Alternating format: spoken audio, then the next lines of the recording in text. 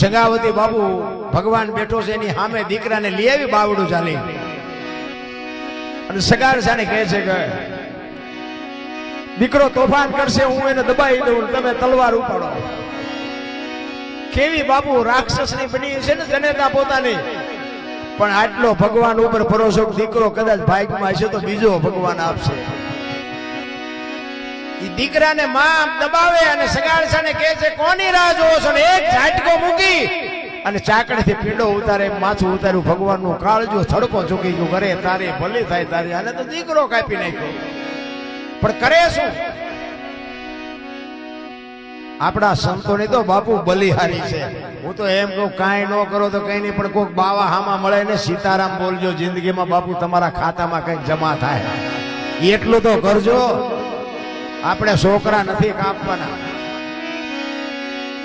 અને એ દીકરાનું માથું ઓભરી ઉપર મૂકીને દીકરાને બાપુ બટાકા સુધારે એમ સુધારીને 32 ભાતના ભોજન પીરસે ને એમ થાળી પીરસીને કીધું લ્યો બાપુ માણાની માટી બે માણા વીજળો ઢોળે છે.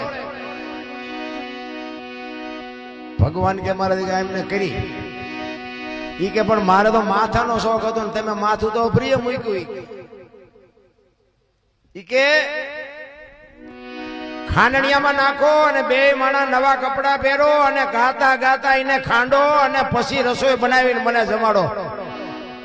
અત્યારે આ બાવાએ આવું કીધું હોય તો મહા કાબરા નો કરી નાખે. આપે કોઈ આવું?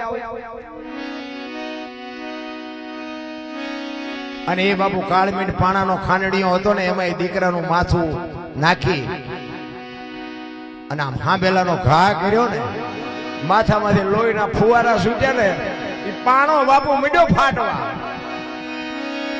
ફાટ ફાટ ફાટ મીડ્યો ફાટવા. ભગવાન પાણાને કહે છે તારે શું હગું થાય છે તું ફાટી ગયો? ખાંડણીઓ કે હગી જનેતા પાસે દીકરો કપાયો હજી તને ભાન નથી થતી. હવે તું મારામાં જો માથા નાખીને ખંડાય તો હું મારી તાકાત છે હું જે રહી શકું? મારે ઘણું રહેવું છે, મારે તૂટવું નથી.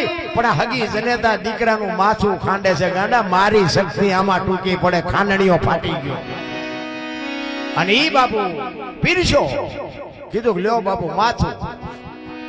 પછી કે હવે એકાદો બીજો છોકરો હોય તો મારા ભેગો બેહાડો.